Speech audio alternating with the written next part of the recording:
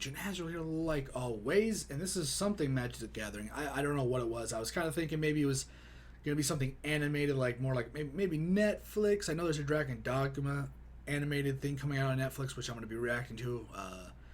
It probably already came out before this. Maybe after this. I don't know yet.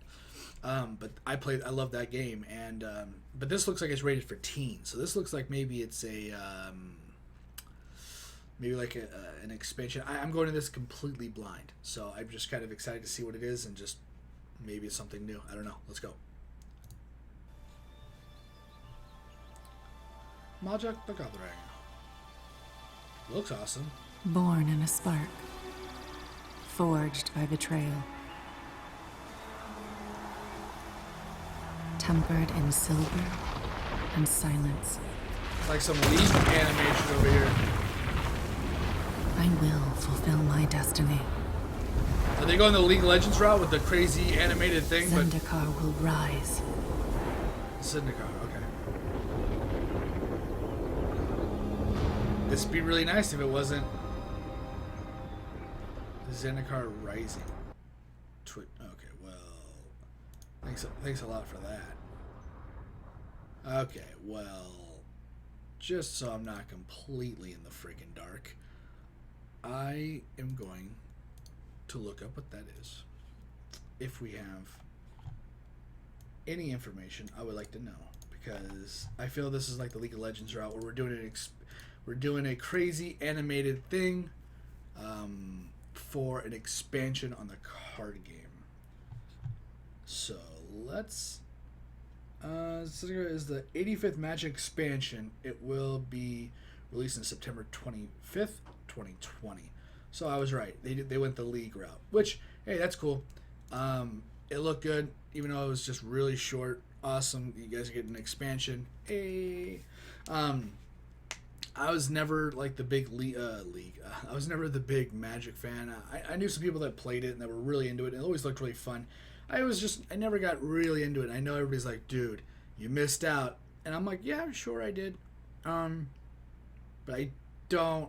I mean, I wouldn't even mind getting into it nowadays, even if it was possible. Maybe you're just like, nah, it's just don't get into it now. Maybe the time has passed, But it's just a card game. I don't think it's something I'm not in the position here to sink money into a card game. Other things, sure, but not something like, if you have the money, get into it. Have fun with it. Go crazy. It's a great game. It's out of all the Pokemons, right? I hate when people make jokes like that.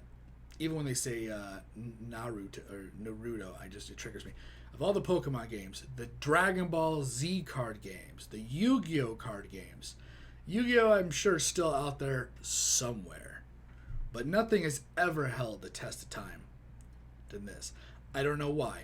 I think part of it is when it came out a long ass time ago. Like, holy shit, just decades ago. And it was meant for the hardcore D&D crowd, or people adjacent to that circle at the very least, which was to say it was more for like the adult kind of person, right? And I mean, maybe not so much back then. Maybe it was meant to be for kids back then, I guess, and people just grabbed it and kept playing it until their adulthood. I don't know, but somehow it became a thing where it was never kiddie. It was never like that as far as I could remember.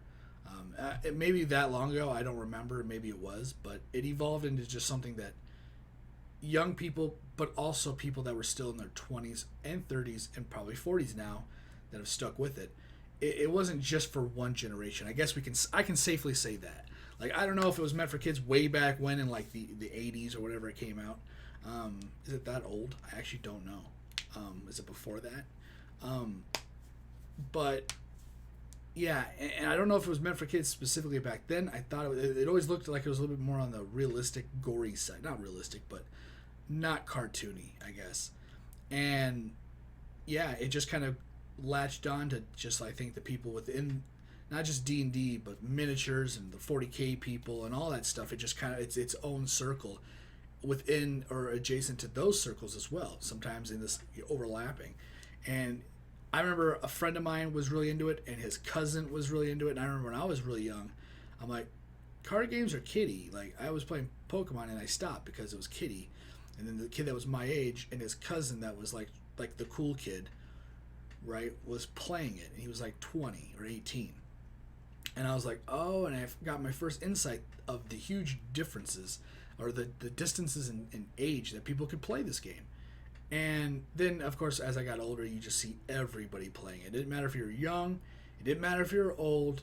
It didn't matter if you were the cool kid at school or the bookworm or the nerdy guy or whatever. You know, somebody somewhere plays this game. And that's just, I don't know why.